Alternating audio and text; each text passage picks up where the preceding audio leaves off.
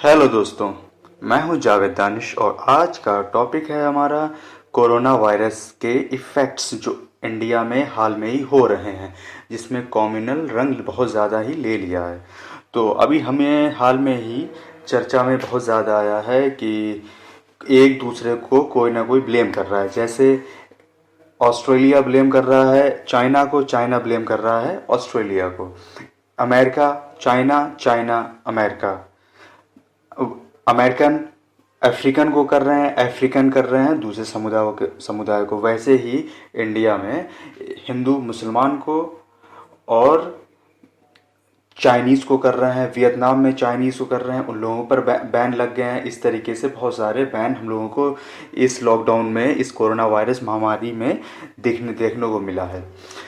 तो आज की जो एक बहुत ज़्यादा लेटेस्ट न्यूज़ ही है, तो जो कोरोना वायरस के संबंधित एक न्यूज़ है जिसमें आरएसएस के प्रमुख मोहन भागवत ने बयान दिया है कि क्या कोई एक समुदाय पूरी इस महामारी के लिए जिम्मेदार हो सकता है?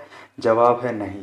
ये हम लोगों को भी समझ में आता है कि नहीं, लेकिन अब क्या है कि लोगों के दिमाग में बैठ गया है कि एक ही कम्युनिटी है जो फैला रही है कोरोना वायरस, लेकिन ऐसा कुछ है नहीं।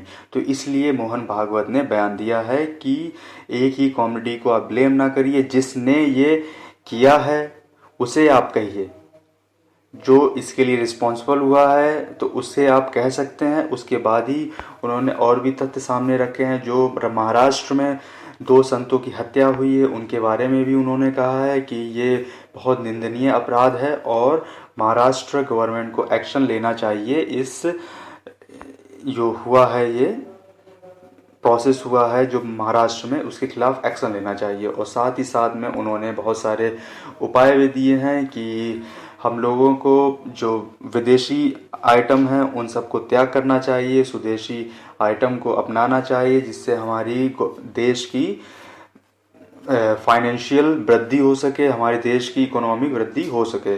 और और गाय के उन्होंने जो काऊ हैं, जो गाय से मिलने वाले प्रोडक्ट्स हैं, उनकी उन्होंने उपलब्धियां बताई हैं कि उन लोगों का उनका यूज़ करना चाहिए और स्वदेशी अपनाना चाहिए और विदेशियों को के आइटम को त्याग देना चाहिए, जिस वजह से हमारे देश की फाइनेंशियल कंडीशन ठीक हो जाए। यही उनकी उनकी तरफ से स्टेटमेंट आया है। तो आई होप